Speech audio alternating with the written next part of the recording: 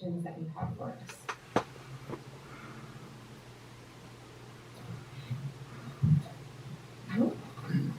Can you give us an overview of, first of all, when I was reading it, it said it was the 17-18 school year that you were looking at? 18-19, I'm sorry, 19-20. It was last year, second interim report that you had presented to you most likely in March of this year, right when COVID was happening, that second interim report. So we're like Robbie was explaining, it's a snapshot in time based on what was presented in that second interim report in March of 2020. And so are we going to get a list of,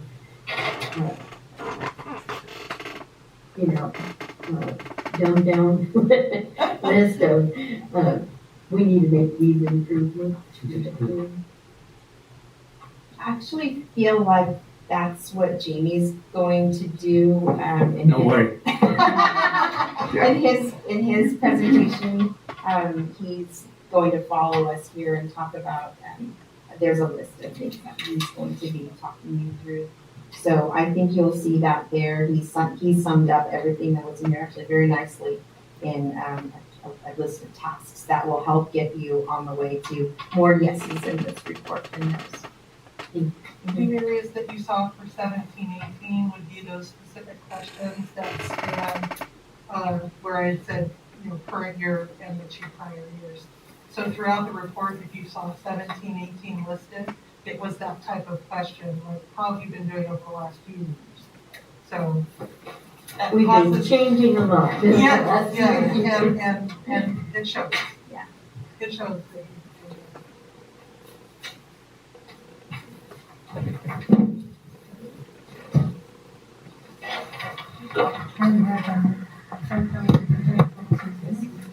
Okay, thank you both. At this time, I'd like to introduce Mr. Jamie Henderson, who is our consultant from Kern County and our finance, accountability, administrative consultant, and I'm happy and proud to say he's also my mentor. So, Are you in trouble? Thank you, Barbara. It's really interesting, probably, I don't know, in the past year, I can't remember at what point, but Barbara and I had a conversation. And Barbara walked into a tough situation, okay? And we were kind of talking about that, and I said, you know what, I'm kind of an analogy guy, and sometimes they work and sometimes they don't. But she liked it. And the analogy I used was, Southern Kern was a battleship. And through some unfortunate practices, the ship was not kept in good shape. The hull was stressed. A lot of the equipment on the ship was not working. It wasn't seaworthy. It wasn't ready to go back out. And some things had to happen, drastic things. And there was a year of cuts and looking for every penny we could find. I was talking with Jim earlier that we remember those board meetings that were packed and what do you mean we don't have money and all the things we were going through. Well, you came through and you got the battleship back to where it could go back out and sail. However, it would have been nice to go out into calm waters, but COVID-19 and the economy would have no part of that. So you were hitting rough seas right away. Now, normally when a ship goes through repairs and it goes back out, they go on what they call a shakedown cruise, okay? And there is a checklist that has to be gone through to really make the ship in the best shape it possibly can be. This was your shakedown cruise, okay? They generated, as Carol asked, a list, so to speak. And they do a great job. They are outstanding. I used FICMAT a couple of times when I was superintendent on, I had them do an MOT audit for me, which was absolutely outstanding. So they have put together a great report. Our office received it as well. We went through it. And when I say we went through it, I went through it, Jeff Payne went through it, Priscilla Quinn went through it, Mary Barlow went through it, John Mindeborough went through it, all 5 of us. And we felt that we needed to send a letter to you, which you will get tomorrow. Yolanda as the president, Barbara as the superintendent will get this letter, but you'll all receive copies and copies will be made available to the public. We did an in-depth look at their report and we made comments. And you guys have seen the letter and they concurred with what we were doing. And also in this letter, Barbara has made contact with Mary Barlow asking for our assistance. And we're more than happy to do it. So Dr. Barlow has asked me to kind of be your fiscal advisor.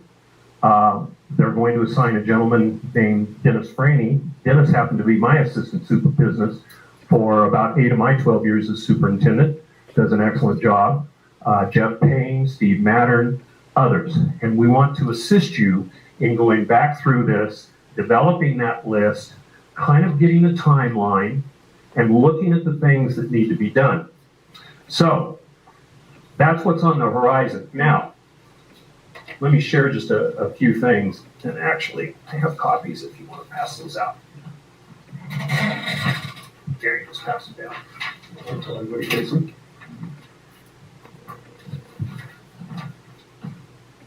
Should be enough for everybody. You guys don't have to share one. Jim, you can certainly have one. You don't need it. If you don't, I thought I did. I tried to.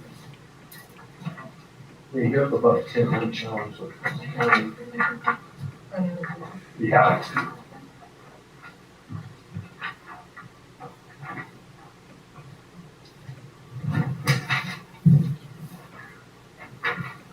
Okay, one of the conversations we've had in our office, in fact, it was Dr. Barlow, Dr. Mindeborough, myself, was talking about Southern Current and what we've seen over the last couple of years. And I kind of put together, based upon our experiences out here, based upon FICMAT's report, and based upon our letter that you will receive tomorrow. And so I kind of looked at the past. You know, in the second half of fiscal year 17-18, we found you to be insolvent, and you had a choice to make. You could be taken over by the state, or you could have KCSOS come out and assist you, and you agreed to that, and you struck an agreement with KCSOS, which also allowed you to borrow $3.4 million. So we entered into that agreement. I was assigned as your fiscal advisor with the state and rescind that I had, and a fiscal expert, that would be Jeff, was assigned to you, Jeff Payne. And right away we found that you guys were going to have to make reductions to the tune of about $2.8 million. Now, as you all know, a budget, and I think your budget was at about 90% salary and benefits. So where is 90% of that $2.8 million coming from? Painful personnel cuts. And so cuts had to be made, and they were made. Then all of your expenditures had to be approved by KCSOS. For 2 straight years, we saw every single, myself and Jeff Payne, saw every single purchase order, every batch that you did. And we had to review it and then let you know if we were approving it or if there were things that needed to be changed. I've got to tell you that Talia Bishop is worth her weight in gold, okay?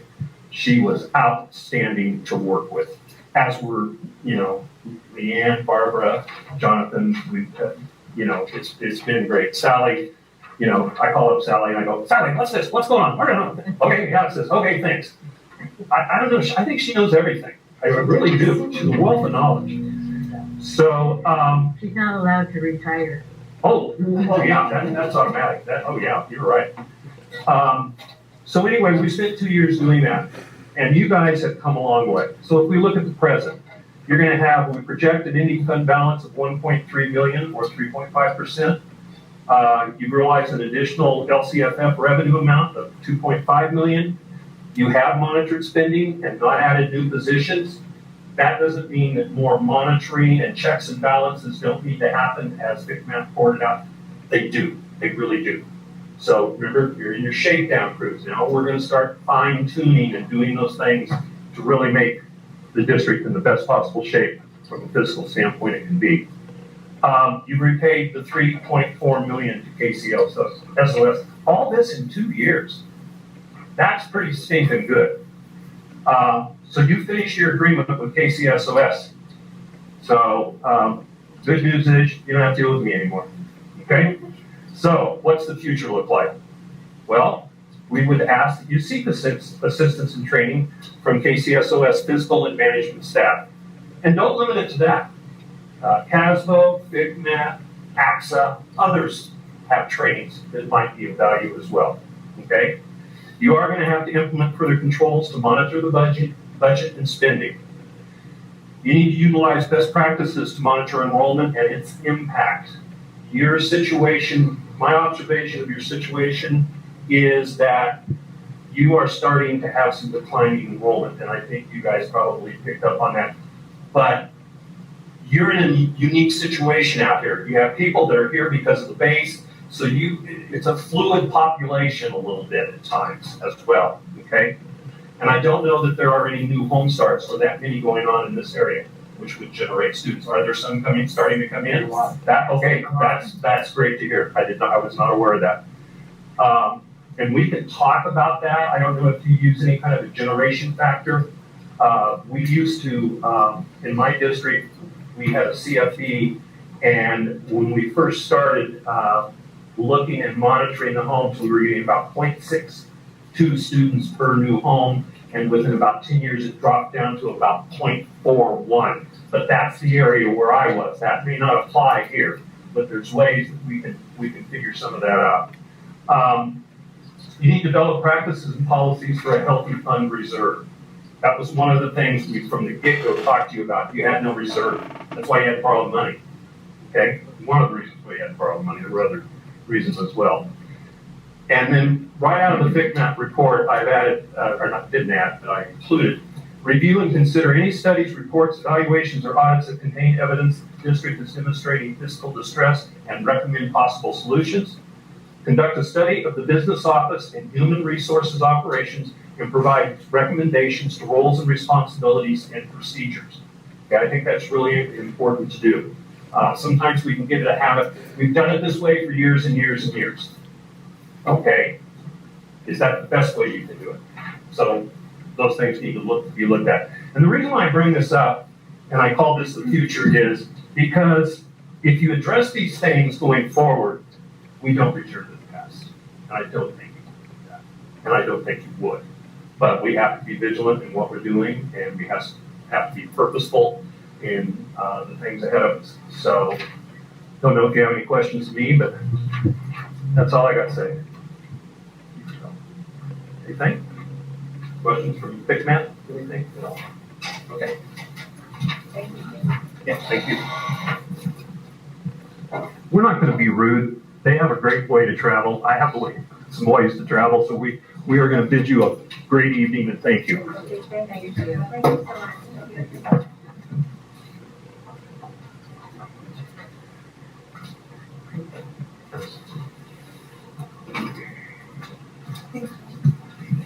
so much. We have the RTA report. I'll step up over here if you don't mind.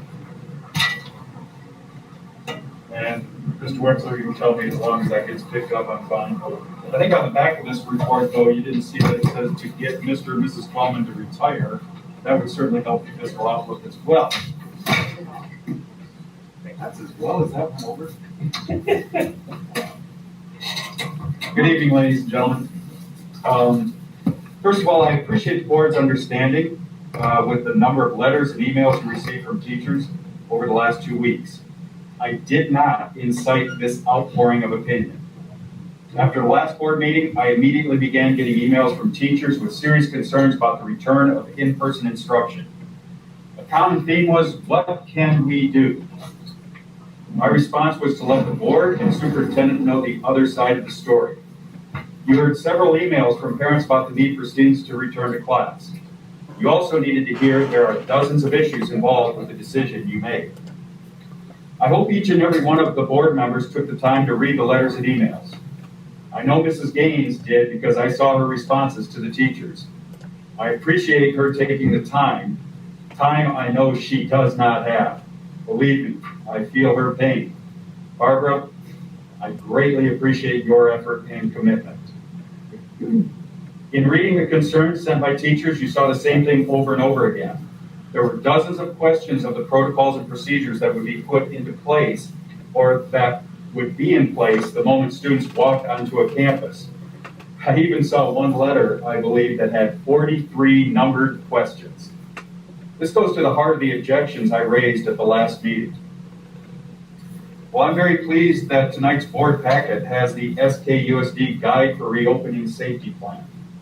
I know this is a draft, and I've also learned that the district administration has spent untold hours developing the guide.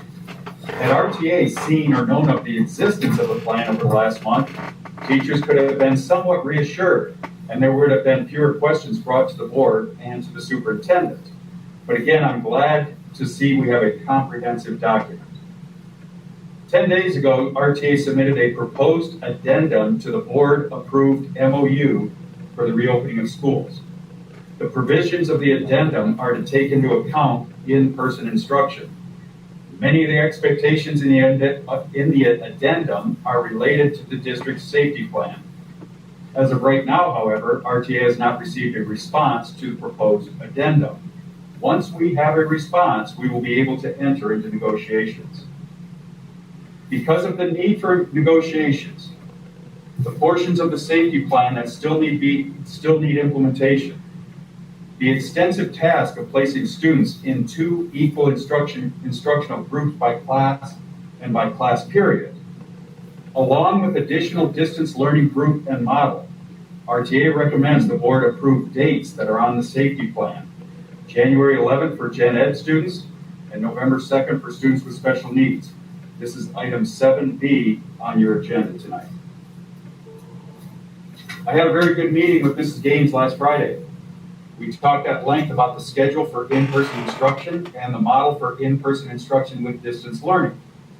Mrs. Taylor was also part of the meeting to explore the requirements for students with special needs, having the opportunity to begin on-site classes. The RTA Executive Board reviewed each of these at our regular meeting just yesterday. The RTA Executive Board supports the schedule on the district's safety plan for the return dates of November 2nd for special needs students, January 11th for Gen Ed students. I would, however, like the opportunity to speak on item 7C, the instruction plan for a blended model, when that agenda item comes up on the board, comes up in the regular agenda. Finally, ladies and gentlemen, it has been a tumultuous past 2 weeks for all of us. These are not only critical issues, they are emotional issues. I found some of the Facebook posts about my conduct at the last meeting to be interesting.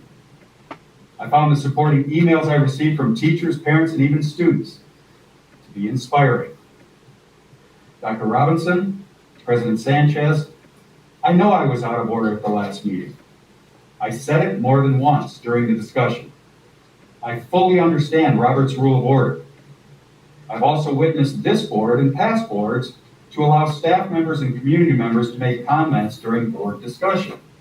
In our district, I feel this is beneficial. If the board president at any time asks me to refrain, I will follow the instructions. But if any board asks me for my input, they are allowing me to be part of the discussion. Please ask. I'm grateful that this board wants the input of teachers and the experience I have to help guide your decisions. Thank you for your continued support of the staff and the students of Southern Cape. Thank you.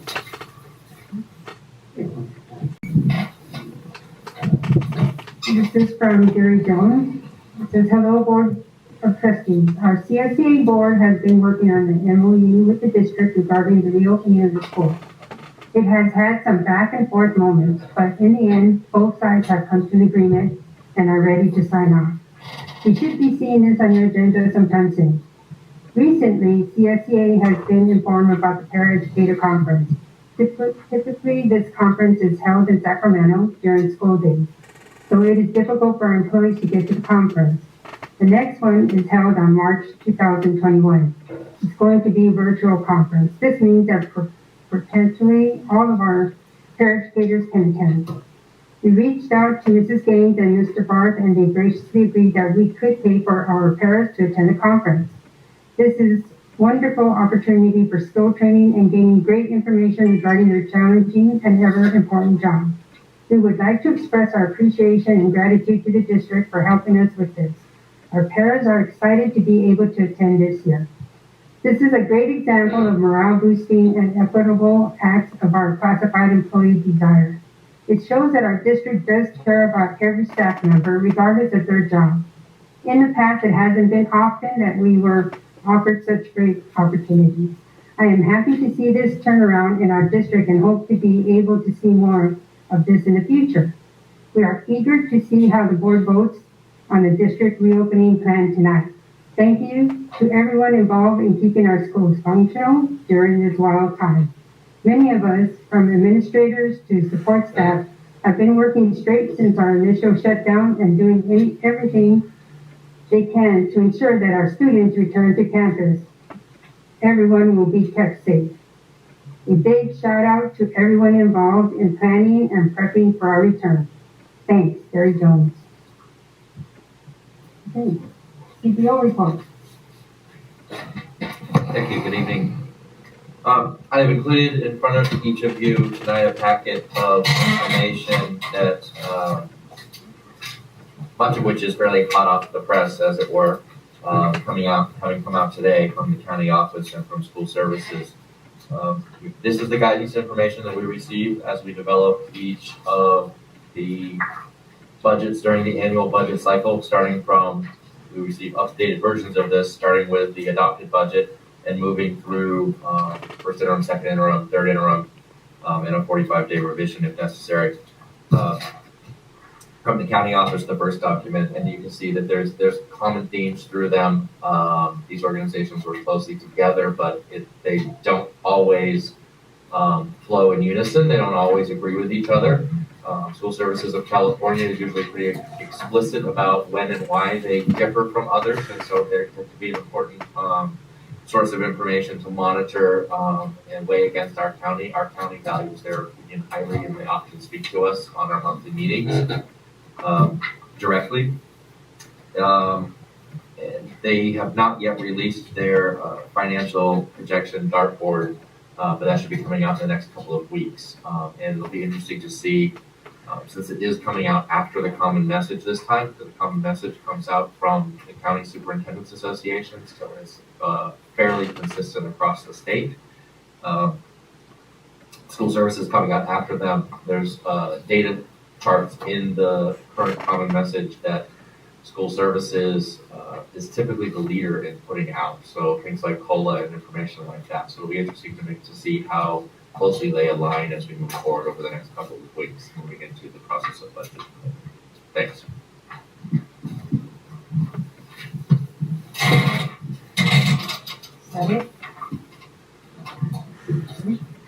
Good evening. Been busy over in Ed Services. Not too much to report, but we have been busy. Our math academies are going well. Lots of students, especially at our elementaries. I think middle school and high school have been a little bit slow getting started, but elementaries are certainly going strong. And when I was out there last week, the kids were very excited to be there. Teachers were excited to be there, and parents were happy to be dropping their students off for just a little bit of help for a couple of hours. Our English learners have been coming in to complete their initial testing, so I believe that they got their last student in today, so I think they have completed that. It has been certainly a busy start to the school year. Always something happening, but I do want to make sure that everybody knows how much we thank everybody that is working so hard to make sure that schools are ready to go, the teachers are working really hard, have had, spoken to a lot of parents in the last couple of weeks. They, understand that, what it's difficult for them, it's difficult for the teachers. So, you just have to give each other some grace and just keep moving forward. Thank you. Thank you, Mayor. Superintendent's report? Good evening and welcome to everyone this evening. I first want to acknowledge and thank the Board of Trustees, all 5 of you. You went out on a 4.5-hour tour of all of the campuses and to really assess our preparedness for returning to school in a blended model. And I really appreciate your patience, and I thought your feedback, and you were very insightful. And I learned a lot from all 5 of you on things that we need to do. Although you saw many great things, we still have room for improvement. So we want to constantly strive to improve for the best for our kids in Southern Current. So I want to thank all 5 of you for giving up 4.5 hours, and it was starting to get kind of hot there in the bus. And I also want to thank Art, who was our bus driver, who did an amazing job. And you can tell he's well prepared to have kids again on his bus. So that was awesome to see. I also want to thank Gary Jones and Felicity LaRue. Gary is our CSEA president, and Felicity is an administrator at Roseman Elementary. They have worked really hard in starting the Google document that is bifurcating all of our students in Southern Current into 2 cohorts, cohort A and cohort B. And I noticed that one thing I'm learning about Gary is Gary can create a Google Doc based on just, he really is into that. And so this is the second time he's really come forward and helped us in our goal to return to school by creating, him and Felicity, this plan. So thank you so much to them. I also wanted to say that Kern County informed us that there was a company that donated 70,000 face masks to the districts in Kern County that we were going to share. So I thought I'd not be greedy, and I only asked for 3,500 of them. Today, when they returned from bringing back the 3,500 face masks, they gave us 40,000. So they gave us 40,000 of the 70,000. I'm not sure what the other 46 districts are doing, what share they're going to get. But so that just goes to add to our already insurmountable amount of PPE that we have acquired and getting prepared to return. So I wanted to thank Kern County for that donation as well. And I also want to mention that on Tuesday, when we did our bus tour, we were not able to visit Abe Lincoln and Rare Earth because they were having WASP. And Cabinet and I had an opportunity to meet the WASP team that was evaluating the 2 schools, and I think it went quite well. We don't have an answer yet, obviously, but I felt that they liked what they saw at both of the schools, and especially they were very positive about the fact that we had just ordered new computers for the Rare Earth students. They were very excited about that, and also that they had moved to the Acellus program. So they were very positive about that as well. And I have a few questions for us. So I want to say to Mr. Torres and his teachers at Abe Lincoln and Rare Earth, I wish them the very best. I'm very optimistic that they will get the WASP accreditation moving forward. So that's it for me. Thank you. Thank you, Ms. Dane. Next, I have the board member communication. Start with Mr. Grady. Yeah, we had a good time on our trip, our field trip, I guess we call it. It was a good time. I really enjoyed it. Seen some good things happening out there, and also we've seen some we need some improvements too. So we talked about it, and I think we got a good plan. And I'm feeling confident that we'll get back to the school here as soon as we can and get things going safely for everybody.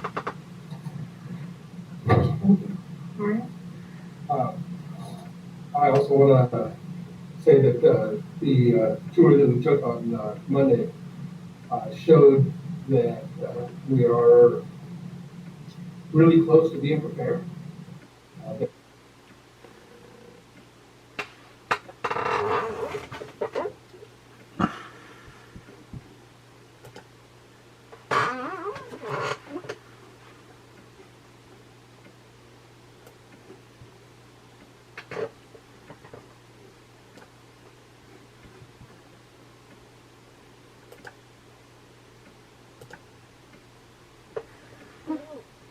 There are a lot of areas where we need to change up a little bit. Other than that, I mean, we're close. There's still some improvement that needs to be done, but I was impressed that as much that has gotten done that needed to be taken care of. So we have a good start on it. Other than that, thank you. Yes, it was a really enjoyable time, long for me, but it was nice to see some of the things that this Games has been telling us we're ready to go, and then to go there and see them in place and to experience it. It was reassuring to know we're working on that. With anything new, of course, you're going to have adjustments to be made along the way. And so we know that we'll have to make changes as we go, but nobody's done this before. So I feel confident that our district is one of the best prepared districts in California. And I'm very proud of the work that everyone has done. I'd like to do that as well. I just want to thank all the administrators and the staff at each school, from the custodians keeping the campus clean and prepared and ready to go, with improvements as well. I am excited about everybody working together and trying to do their best to have a safe, clean campus for our students and parents as we try to have an opening date to start school again. So say thank you to our administrators at the district office as well, because they've been working on our preparing as well. Thank you. I too would like to mention the site visits. I was a little leery when they were advertised as a tour. What I had in mind, but we got a no kidding systemic view. We looked at the system. We did what if, hit to depth to stress it, to see where we could fail, how we could improve. Some campuses are a little more on track than others, but everybody is on track. Everybody has a direction to go, and I think they can make small course corrections, and we'll be totally prepared. So I do think that, and we even used tour tonight, and I cringed a little bit. It was more than a tour, folks. We actually looked at the system. I also want to thank the community and staff for all their comments, inputs, and suggestions, especially the few that were constructive and actually added to the solution. I especially want to thank those folks and keep them coming in, because some people have some good ideas and that are actually constructive and can help be a part of the solution versus a barrier to the solution. That's all I have. Okay, thank you. Comments from the public, we have a couple of them that need to be read. Okay, the first public comment is from Siobhan Sledick. Sledick? Mhm. I would like to point out to the board that in my granddaughter's case, she is receiving 2 hours of direct instruction per week in each subject at Tropical Middle School via Zoom. When school is reopened under the blended model, she will continue to only, which is supposed to be emphasized, 2 hours of direct instruction per week in each class, albeit in person. There is no increase in classroom instruction time. My only purpose in mentioning this is to state the obvious. And one additional obvious comment, there has been a new custodian hired at $14.88 per hour. McDonald's currently has a sign up in their drive-thru stating they hire at $15 per hour. Just food or thought as negotiations take place. Signed, grandparent of a student at Tropical Middle School. I have one from Jody Feinstein. To Sally, I just wanted everyone to hear from a teacher that RES custodial staff are amazing and working so very hard to keep us safe and clean. They are constantly on the move, and I want everyone to know how much they are appreciated. Jody Feinstein. Thank you, Jody. This one is from Diane Greenberg. Dear school board members, I have already written you a 3.5-page letter signed by at least 17 employees from RHS and will not rehash those items. In tonight's meeting, I don't think the discussion should center around what is the fastest path to reopening. I think it should be about how to ensure a safe and effective reopening. In looking around Kern County, we are seeing schools reopen for on-campus instruction. However, they are doing a phased reopening and have been transparent with their reopening plans. I think everyone agrees that Zoom is not a perfect system of instruction. However, let's remember why we are in this situation in the first place. There is, after all, a pandemic going on right now.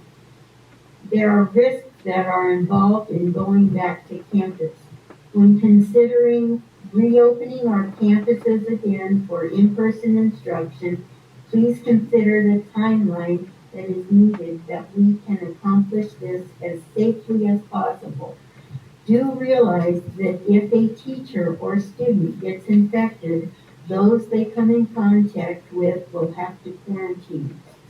If you have 3 teachers get infected at the high school, for example, you could have to quarantine 300 to 450 people and end up with a school closure on your hands because half a campus is quarantined. I think it is wise to phase in cohorts because one, you are bringing in first those who have experienced the highest learning loss, and 2, you will be able to better mitigate the issues that crop up once the students are on campus. If you have a smaller group of students on campus, it might be easier to fix issues. I am honestly not pushing for a particular date to reopen. I just want us to reopen as safely as possible with a longer timeline. The hope would be that the district takes concrete steps to make sure both employees and students are safe on campus. We've had since spring break to make our campuses safer, yet very few steps have been taken to make our campuses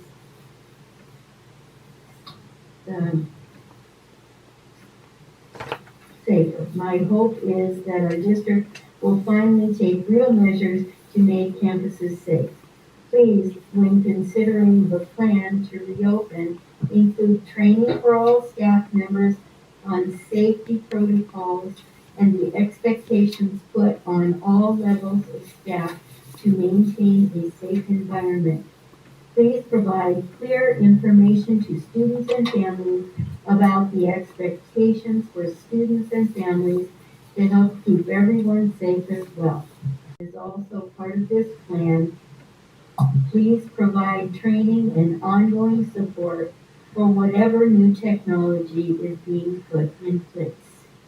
Thank you for your time and consideration. Diane Greenberg, RHS teacher. Okay, so next on the agenda is the consent items A through L. I have a correction on the letter F. It should not read PTA, it should read ASC. For the record. The explanation was done by ALC. It was by ASC. Which Letter F. I was gonna ask that, because the two did not coincide with each other. Yeah, with the Lids Hair Studio. Yeah. Do I have any questions on consent items A through L? I had one on J. The contract shows, is she on an hourly basis per student?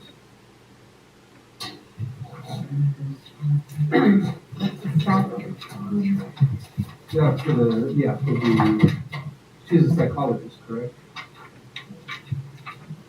I didn't see it very much. Wasn't that the year contract? Well, it didn't, I wasn't sure, that's why I'm asking. Most of the time I can decipher it.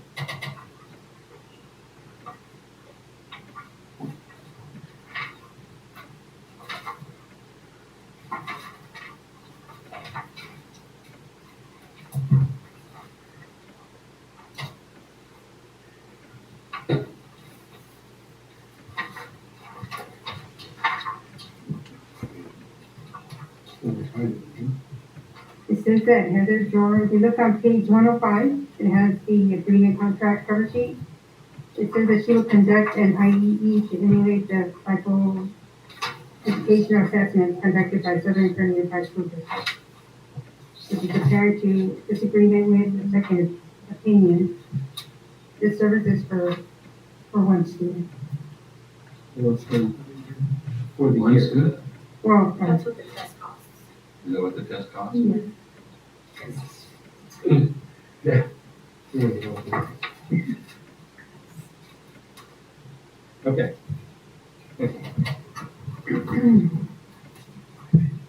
That was the only question that I had. looks like it's a second opinion. It's like a second opinion or something. Yes.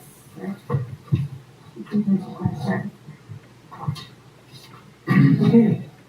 I'll make a motion to accept the A through L with the correction. Second by. All in favor? Aye. Okay, approved graduation and promotion dates and names. Yes, met with the site administrators, and one of the things that we discussed was graduation and promotion dates for, first of all, Roseman High School, Rare Earth, Abe Lincoln, and then a promotion date for Tropico Middle School. And these are the dates that they wanted and felt would also provide the board opportunity to attend all and not have an overlap of having to bounce from one to the other. So they're just here so that we can release them, put them on our new web page, our new website, and make sure that everybody's aware. Is there a motion? The motion that we accept the dates. Here, second by. Second. Robinson, all in favor? Aye. Revised notice of intent to reopen in-person instruction for 15. Yes, Since our last board meeting, I want to give the Board of Trustees an update. At the time of our last board meeting, I presented to you the parent survey, which at that time that the board meeting, we received comments from 1,010 parents, and of that number, 70.5% of them had expressed a desire to return to either blended or actually return to a traditional model school. Since then, and in lieu of some things that have transpired, we have asked our parents again to come forward and inform us how many of them would like to keep their children on a distance learning model. And I want to say that our parents have been very, very gracious and very forthcoming with the information. Many of them really would like to return their children to school, but yet they have a fear that maybe they have an elder parent in their home, or they just have a fear that it is still not safe for their children to return to school. So over the past week, the Ed Services Department, Anna in there has done Anna Arias has done a phenomenal job collecting all the data from the parents and the forms that the parents have filled out. We are up to around 850 students whose parents, and to be honest, even though we asked them to turn them in by Friday, we're still collecting them daily. It has tapered off, but we have over 850 parents who have said that I just cannot send my child back to school at this time. And although I know that the board signed up a resolution last time giving me the authority, I always like to let you know what is in my mind. At this time, I would like to return our special needs students on November 2nd and return all the rest of our students on January 11th to a blended model, the model that you chose, AB, distance, AB. And I just would like the board to re-vote on this.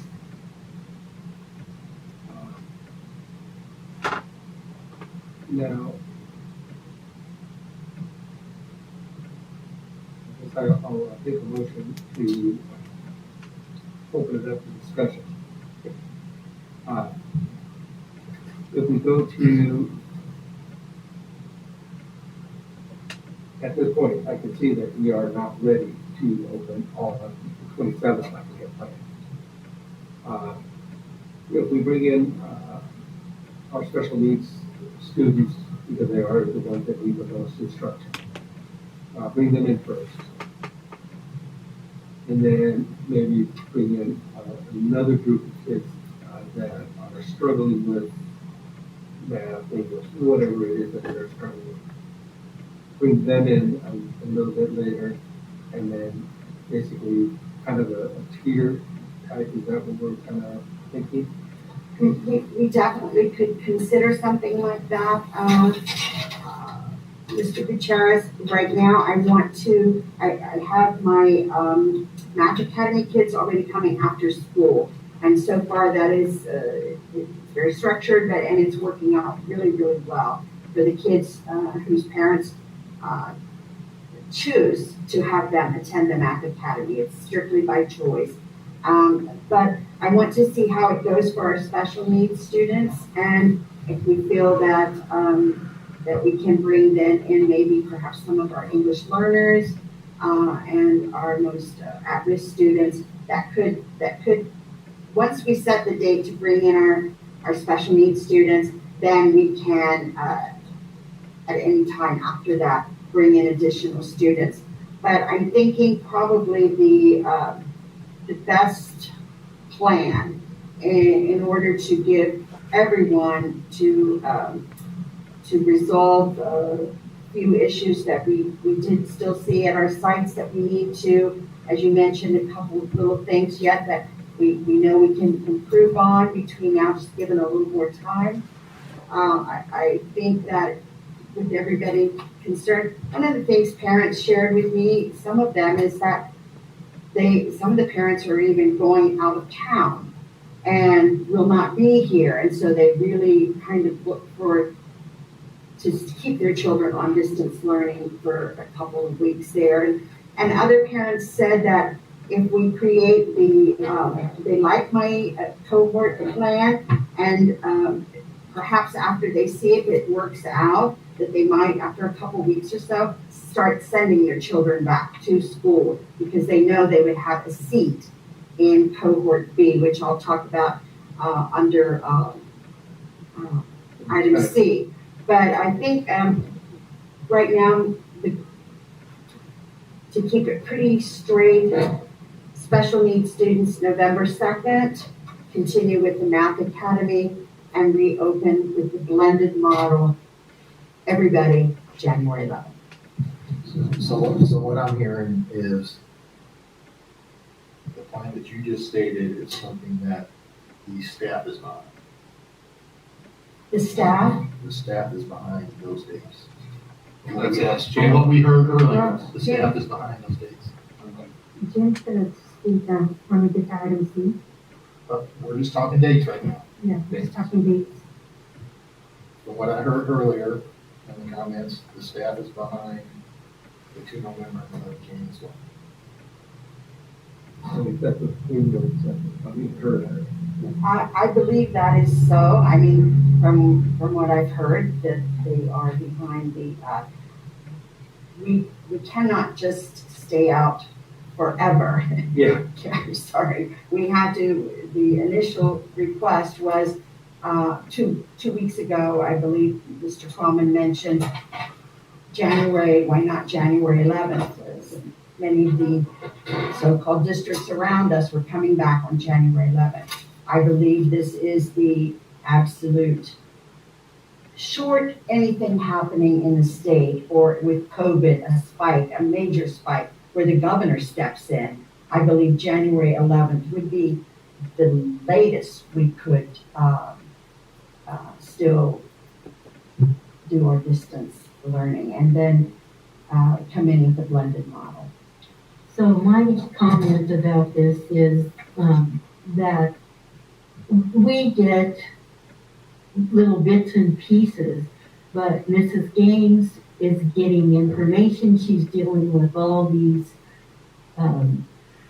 parents, and she's talking to the superintendent, other superintendents, and the county, and she gets updated so much more often. So I feel comfortable with her being able to have the freedom to make these decisions, because she just has more information than we do.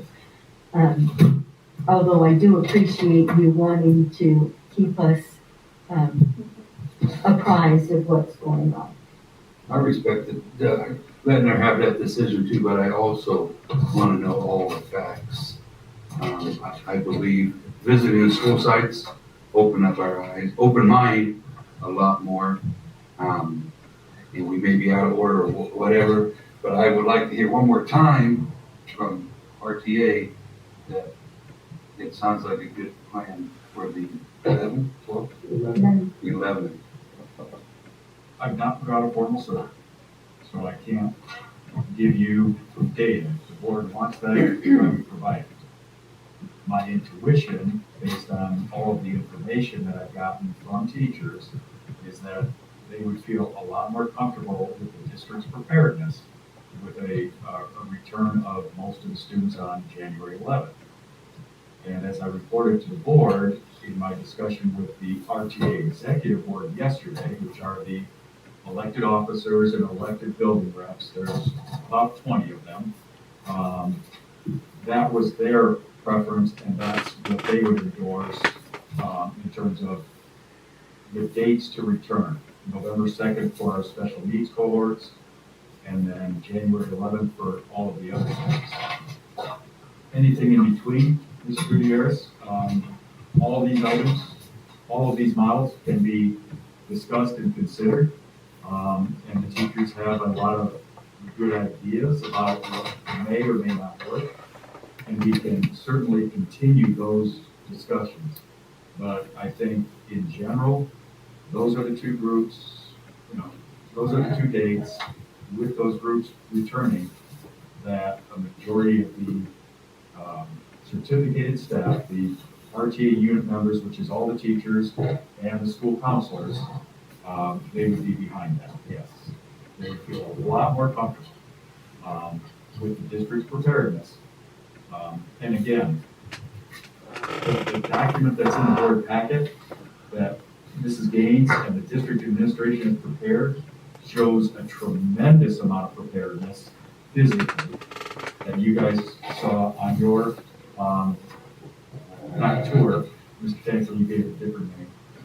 But then there's still a number of issues. For instance, Mrs. Lopari at Roseman High School, the lead counselor there, said, just logistically readjusting student schedules at a high school using the Aries student management system is almost impossible in the middle of a semester, but at the semester makes it much more possible to do. So those, the physical things the district has done, putting it on paper, has been outstanding. I'm glad we've gotten to see that now. Now it's tying up all those other loose ends with student instruction and those things. So yes, those dates, the certificated staff is definitely much more behind than what we talked about previously with October 27th. So I have one other concern, and that is the kindergarten, the really young students. I don't see that their needs are being addressed. And it's not in the plan anywhere. So I just want to bring it up that the really young students, this is the beginning of their school career, I guess, and to miss out on that foundational learning, it is going to be a problem for their whole future. Do you want me to present? As you've heard me mention, I think before Dr. Robinson, we were given a prioritized list of how we should, if we're going to do cohorts and phase back in, which groups of students that we should and I presented that to you in the order that we have been asked to follow that along. I'm sure there may be districts out there that are going to do their own sort of version, and they're some districts are phasing in by grade level. They're starting with kindergarten and then doing that and then adding in a grade, and they're kind of phasing in. I'm kind of a rule follower, so I'll just say that I try to follow what the advice of Dr. Mary Barlow and Clinton County, and also the health department, and so that's what we're trying to do. But I certainly understand what you're saying, and we want to get them back on in school as soon as we can. Okay, So do I hear a motion? I make a motion that we go ahead and revise our opening dates and allow Ms. Gaines to do the scheduling as needed for the year. Okay, and second by? Second. And all in favor? Aye. Okay, instruction plan for blended. I would still like to revisit the school sites again before that opening date too. One more time. Something maybe this something we should. With the new board members. Yeah, what the new programs just needed and revisit the sites sometime I think we need to do it sometime, even if we're on break, we need to be. I think before we go on a holiday break is the best time for us, because if it's not, we need to see it all. We need to see it very, very structured and everything in place by that time, for sure. And we'll visit that again in November. One of the meetings will set up a date. Elections and all that. Only if you come into my room this time and watch the You were match. busy. Oh, that's the whole point. I was worried I was gonna have to do 48 hours notice, Jim. That's not bad. Everyone's welcome in my room. I'm trying to stick to the contract. You're not there, it's no problem. Okay, instruction plan for blended model in-person and distance learning schools. Ms. Gaines? I'll go first, Mr. Coleman, and then you can rebuttal. I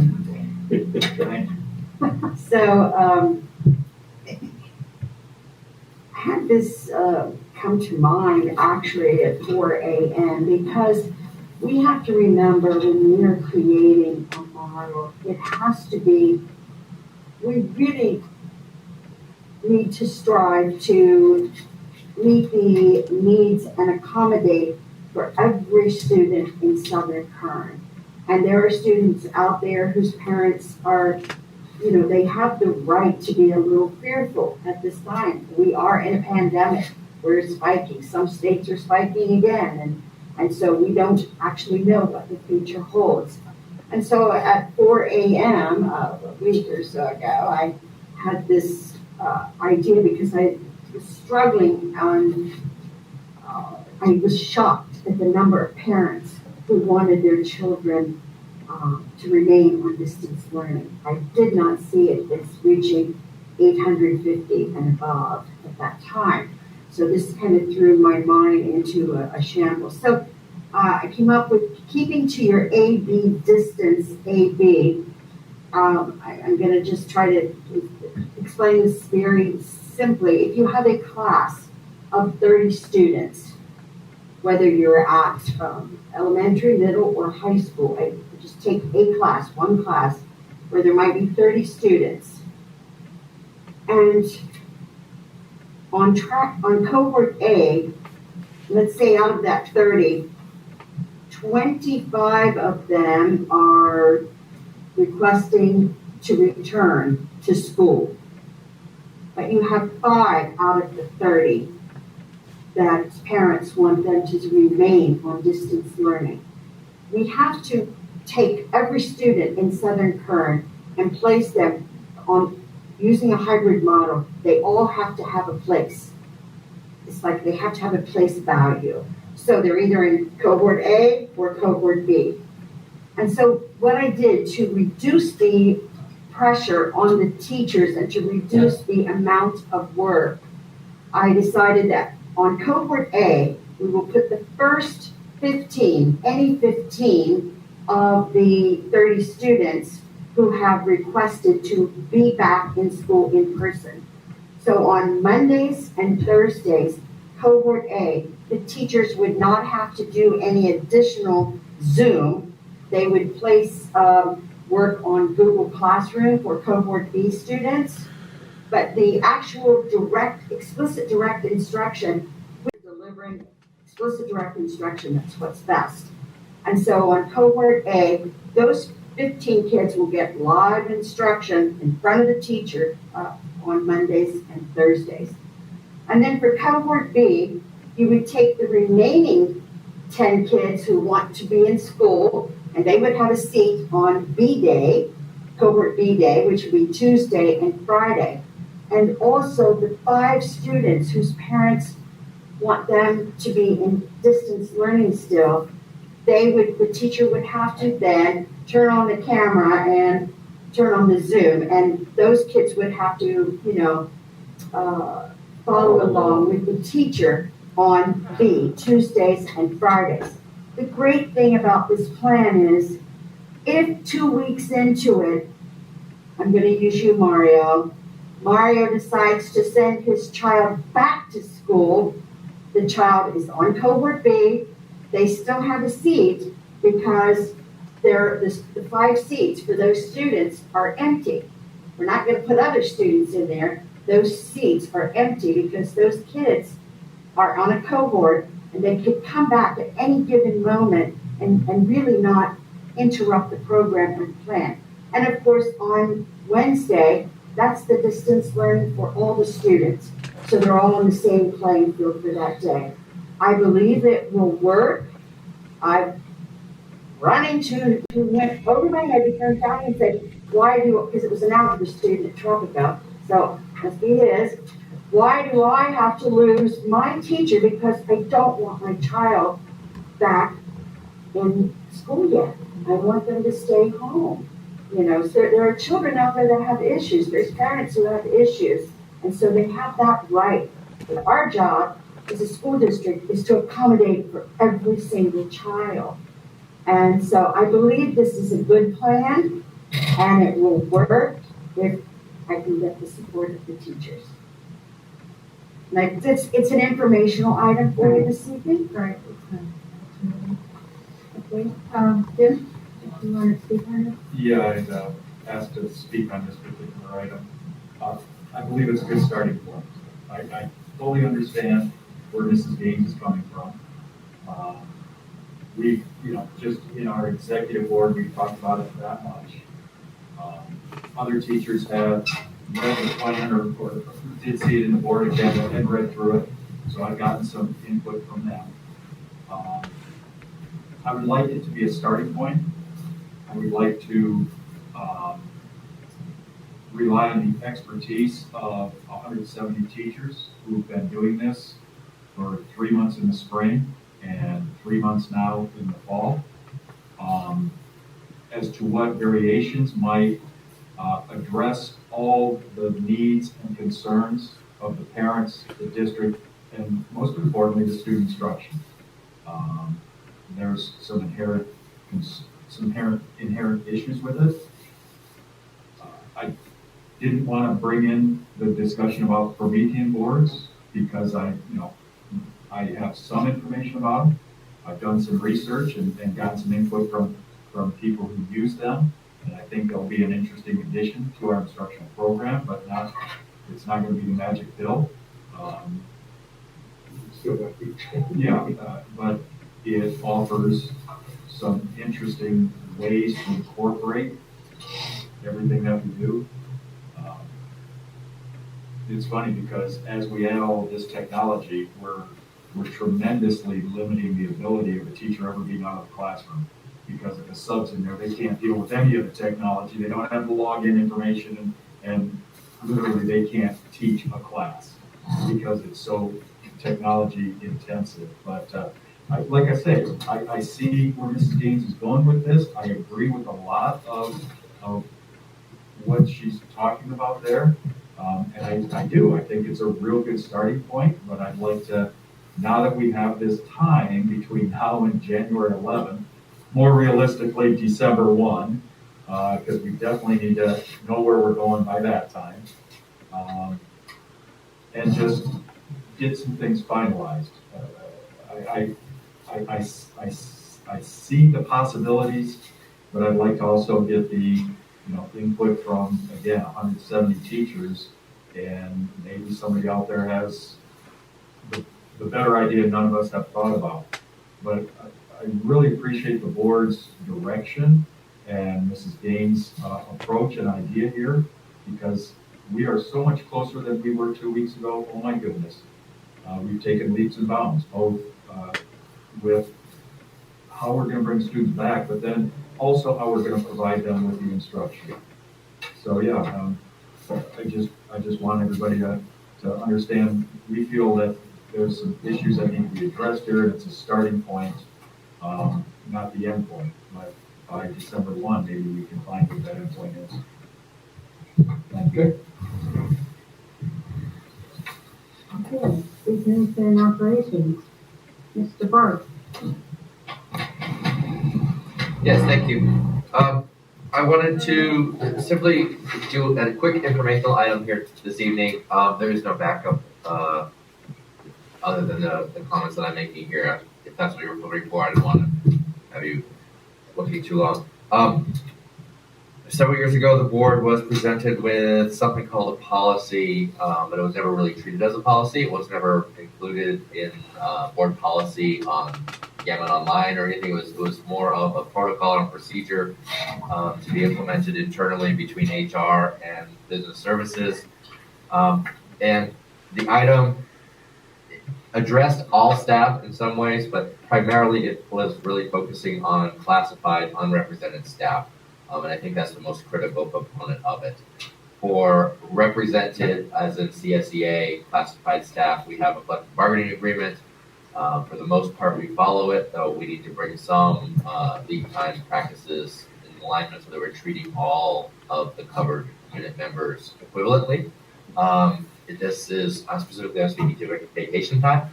When we look at certificated staff does not earn vacation time. They're not entitled to it under Ed Code or Labor Code, and so we're not worrying about them. We're worried about classified staff, specifically a very small subset of them, the unrepresented staff. So confidential staff here at the district office and management staff at the district office who are classified. The policy lists the district's approved holidays. It listed the covered positions. Those are out of date. We need to update those. So I'll be bringing this back to you. I just wanted to give you a heads up here tonight about what we're doing. It's a lot of clerical work for the most part. And when we look at the FICMAT report tonight, one of the items that we were criticized for was the fact that the district has not been consistent in managing down or buying down leave time from staff. And it's a matter of opinion. I happen to agree with the opinion that we should be managing it down. If you let my vacation time accrue over the life of a career, it accrues at a higher rate every year because if my salary increases. And so by the time I retire and then say, oh, by the way, I want you to pay for this time, it's much more expensive for you to do it that way. And we need to do it on an ongoing basis. And also it's better for staff. Vacation time is just for a reason. You want staff to take it off. To do a check and see how things are working. It's a good time to buy, a breather for staff and help their performance. And so we're going to look at all of that and bring this back with corrected list of holidays, because holidays for classified staff are in Ed Code, which we want to make sure we comply with that. And we're going to revise some dates in here as well for how many days employees can accumulate, how many days the district will buy down annually, and make a plan that we will comply with and treat all employees uniformly.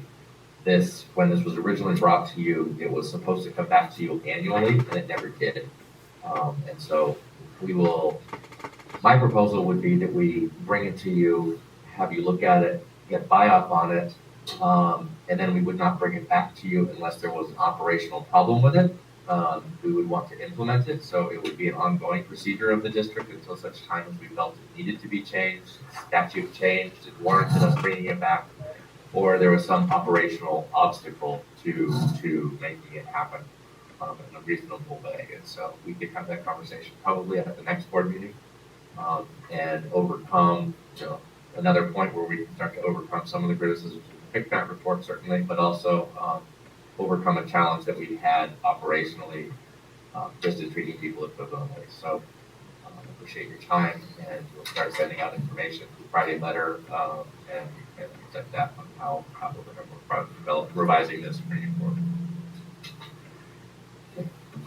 Thank you. Personnel items. Approved upon this items. Ms. Gaines? Yes, basically, as you can see, we've had a few employees resign, and this just pretty much outlines for our classified, certificated, and some extra duty stipends that we have put in place. And as you can see, we did hire one custodian that we lost a while back, and Mr. Bender just I'm sure you're gonna ask me, so I'm gonna head off your question. Just teasing you, Mr. Bennett. Anyway, we really were in dire need to replace. This is someone we lost, I think it was sometime last year, and never replaced this position. And finally, Raleigh and Quinn just said we really need to replace that position. And so, Is he full-time? He gets 40 hours? yes. Does he get vacation time too? I would imagine so. Sick time? Holiday thing? Just a food for thought. Yes. And we also, we had, I believe, 7 applicants for this one position, and a couple of them were CSOs. And so, but the person, and I wasn't on the panel, so I really don't know this gentleman, but 4 of the candidates who applied, we also had been using them as subs and giving them work as subs. Well, we have a few of our custodians who are out right now. We had a custodian injured, and he and his wife are both out, and we have a couple other people out on leave. So we are trying to put using our subs, and they've been very helpful. And also our CSOs, many of them have stepped up during this time of not having any kids on campus, and they're also helping work out of their job classification. So I really appreciate the CSOs who have stepped up as well. So it's pretty self-explanatory, the personnel schedule. Motion to accept the personnel. Second. Favor, all in favor? Aye. Okay. And before I ask you to adjourn, anybody have any questions? Yeah, let's back up a little bit. You guys flew past me here. I got some stuff I want to talk about on the, how the pay vouchers and stuff. I noticed also we had a second quote on the boards. Did we compare the two? I mean, we've got $100 and some $1,000 difference. Let's compare the two, and it's the one we're choosing is that much better. It really was that much better. I mean, we saw 4. The one we're buying is, I believe, the best out of all of them. And it was really leaning that way because of our professional development. We get 10 days of professional development free from the company, and they're quite flexible on how that's going to be delivered for the teachers' time that teachers can be available for this. But it's the board, the Promethean, I forget Dan will have to tell me, what's the material it's made of? Oh, the glass, like Gorilla Glass? No, this model. Oh, this is the titanium. The titanium is the top of their line, and we have one-time learning loss funding to provide this caliber of an educational tool for our students, because it's really an engagement tool that the teachers, once they see everything it can do, they're going to love it. I can promise you that. And so are the students. So I think it was the best choice considering the programs that it has built into it that are free. That was one of the deciding factors that, for me anyway. Today we had a customer in there. In fact, he was an board member. That was on the school district. And he's been using Promethean Boards for a couple of years. And he says he loves it. He says that is just the thought to be able to do different stuff on it. The one thing he would say is do not get the, I can't remember what he used. There's 2 programming systems on it. Yeah, Windows and Android. Yeah. I think he said the Windows is the one that, worked the best. Because the other one had very limited things that you could do with it. The one thing that he didn't like about the Android one is you have to take a snapshot of something before you could draw or do out like a math problem or something. Where the other one, it's interactive. You can do it while you change everything at the exact same time. So. And the price that they paid for theirs a few years ago was $8,800 a piece just for the board itself. So the price has dropped in half.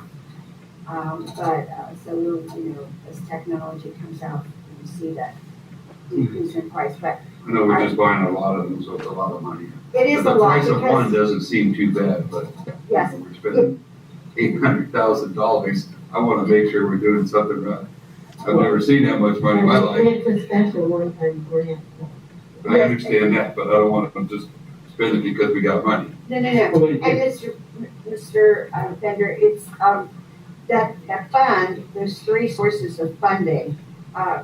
Two of them have to be spent, two of the big ones have to be spent by December 30th. And so, it's very restricted, even though it's one-time money it's basically to mitigate learning loss in students. And so, this is why we felt that this is going to be in every classroom, in the libraries. I mean, every school will have one in their library. We'll have one in the boardroom for presentations moving forward. And so we felt that this was, one of the best ways that we could spend that money, including the laptop and monitor that all the teachers are getting. And because some of the equipment that the teachers are asked to work with is 5-6 years old. So that too will benefit the kids in their learning. Couple more questions. I don't pronounce it wrong. This is Dedsco, our food provider. We got them down here for $51.95 for signs. Usually they provide all their signs for us in the past. Why do we have to pay them $51? I know they say COVID-19 signs, but they provide all their signage in the past. Free of charge. Josh, do you want to address And I'm that? sorry, you're speaking about the food service program, Sodexo? I missed the first part of what you The said. signs The signage, we're paying. Okay. $5,100 for signs for them. I know it's in our school, but usually all the signage in the past, they paid for themselves. So they are not responsible for the COVID-related expenses. That's outside the scope of their agreement. They do and they still do provide more sort of internal marketing signs to make the cafeteria more appealing to indicate where what food items are and things like that. But on this, did they bill us for the signs? Or are we reimbursing them for? They billed us for the signs. They billed us. They initially, Mr. Bender, excuse me, John, I'm just jumping here a second. They initially gave us a little over $1,000 worth of free signs. Raven was able to get those for us, but it did not, they were very nice, but it did not, that $1,000 worth of signs could not stretch to 6 campuses. So we then, out of learning loss funding, went in and COVID-19 funding, and we wanted more of those great signs, and so we ordered The ones for the seeds. all that stuff. that you saw, a lot of them at Lot of RES. And then we got two areas here. Yes.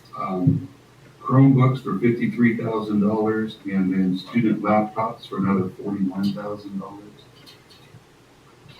We've been spending a lot of money on Chromebooks and laptops this year.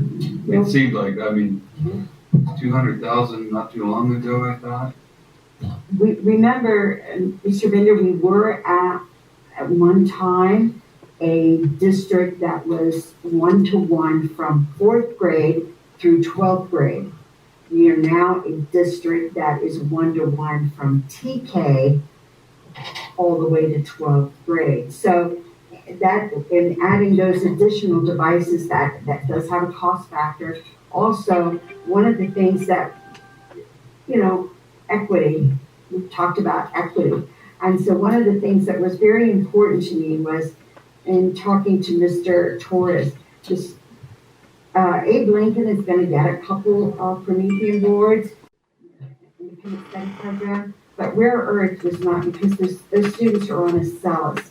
So what we found was to help that program and to help those students, we wanted to do something for them too, because they too are suffering learning loss. And so we bought 90 new computers for those students so they can access a CELUS much, much better. And that was one of the things that was highlighted and very much appreciated by the WASP visiting team. All our students right now physically have laptops. We need an additional 200 plus whatever amount these are. Right now, all the students are out of school with laptops. Every student that's in our district has laptops, right? Are those, I'm going to refer this. The 200, I think that's a bill from the 200 that we received That from we already, KCSOS. this isn't new stuff. Yeah. This is stuff we already have. Those are from the spring. Okay. The 90 Chromebooks, currently the Rare Earth students have the old RHS student laptops. So we're replacing those. Currently the Rare Earth students have 5-year-old laptops. Okay. So we're replacing those with new Chromebooks. So, and if we can fund that with learning loss, that will pay dividends in the future with our IT refresh plan. Because then we're using learning loss dollars to pay for that stuff versus general fund dollars or whatever funding would be. And that's what we have. So it's going to help us in the long run take advantage of this point, even if we get back up that 200. Those 200, they went to the second grade. That's our 1-to-1 laptops for the second grade. Okay. One more item, sorry. Dishwashers, $35,000, and then $14,000 to install them. Now, what is? Can I get a visual of this? Because I've got a restaurant. I bought a dishwasher for $3,400. It's industrial. It's in every restaurant around. What are we doing? Is it the whole the washing station? Is it every table that's in there? Because this is, you could Google it, any commercial dishwasher, and this is way out of price. I installed mine in about 20 minutes. Well, I'll be honest with you. I'm going to let Jonathan answer this question because I've heard for several months now that Roseman High School and Tropical Middle School, the staff at these two schools have been basically, there's just been no dishwasher working there. And I knew that the dishwashers were going to be somewhat expensive. It was shocking to me how much the installation, I was thinking, wow, this is an incredible amount of money for the installation. So I'm going to let Jonathan talk about that. So this has been an ongoing issue for over 2 years. The food service fund did not have money, as we talked in the meeting before. Many games and I have joked about the $2,500 ending fund balance in that fund, and now it's over $400,000. So as we reinvested the program, we solicited again 3 new quotes for installation and for product. We solicited installation quotes from Hobart and sales quotes from separate companies because Hobart does not sell directly to the district, to proprietors. We had 3 competitive quotes. We selected the best one that there was. We do have a price increase at the high school because we require gas for the hot water heating because the electrical load there would be too high if we used an electrical system installed. At middle school, we will have an electrical system, so that system is slightly cheaper. The quotes have been consistent over the 2 years. We have not always looked to the same vendors, so we've moved around a little bit. but we have not seen much movement on the prices that we've been given, so, they seemed reasonable Is it and just the fair. machine itself, or is it the tables and everything that lines up to the machines? It is the machine itself. Does that got anything to do with DHA? I think they all have to be, DSA approved units. They're different than commercial. And then the prevailing wage rate is what we pay versus. Versus, yes. That's astronomically higher.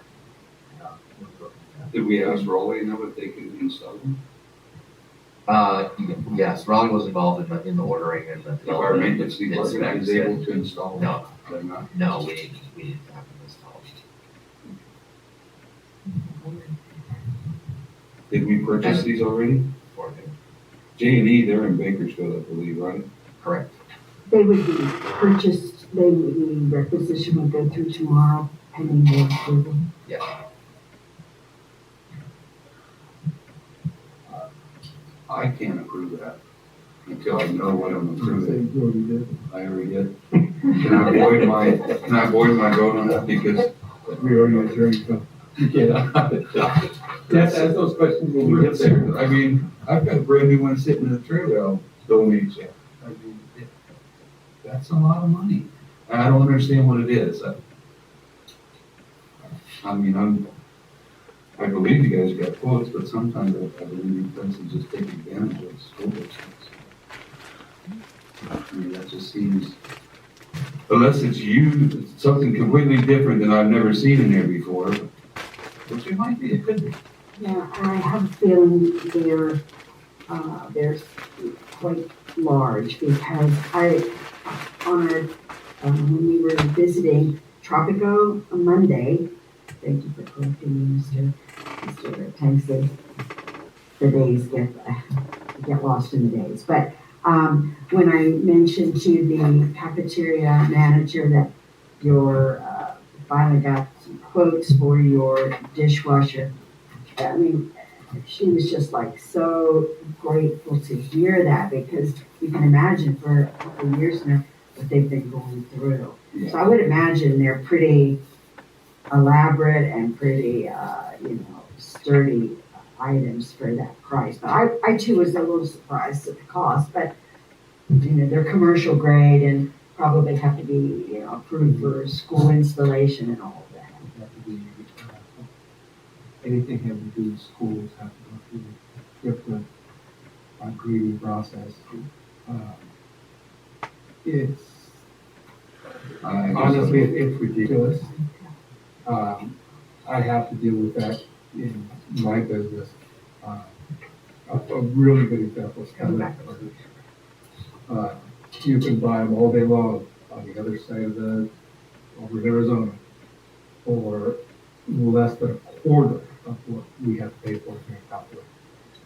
And according to the state, they have to go through a certain testing to be approved. And a lot of companies, the only way they're going to do it is they got to pay for that testing, and that cost goes right back over to the customer. And I'm sure that appliances go through the exact same thing.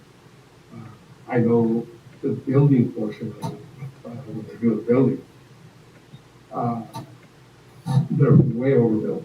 I mean, you can get away with so much less when you're building commercial than what they do in schools. Sometimes I look at some of the stuff that I've watched all our schools being built, and I was in construction before I got into the automotive side. And I look at some of the way they're building stuff, and it's like, boy, is that overkill. And it's this thing, it's designed to withstand any kind of earthquake, hurricane, everything. That's why a lot of times during disasters, the place where everybody is supposed to go is at the schools.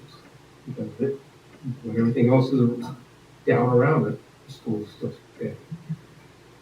Can I zoom in on our fancy screen and I'll show you about 6 of them under $4,000? School approved. Okay. That's just my comment. We already I approved can it. send out, I can send out the specs if you know the money. I'm gonna just go to the school and check that one out. When it, I'd like to see what it looks like, because that must be a huge one. it must be, and I'm not sure. We can send you the information on that. Would you like that? Could you do that Yeah. on the one that we're actually buying? I can email the specs to the board if that's your pleasure, yeah. I'd like to see that. Well, you never have to clean dishes for 800 people at a time either. You know, quite a bit. Yeah, pretty close, yeah. Quite a bit. Okay, well then, I'll make a motion that we adjourn. Second, second by Bender, all in favor? Aye. At 9:01. Just a measure, it's in price.